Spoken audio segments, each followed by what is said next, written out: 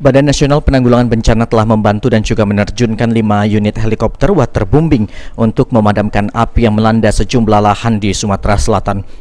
BNPB telah menggeser helikopter waterbombing dari daerah Riau untuk mendukung operasi Karhutla di Sumatera Selatan.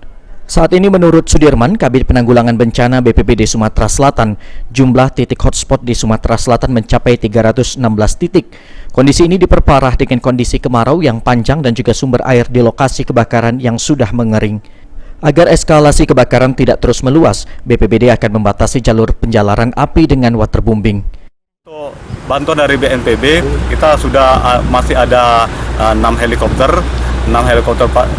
waterbombing. Di antara 6 itu 5 sudah kita masih pelaksanaan pemadaman di daerah rawan-rawan Karhutla.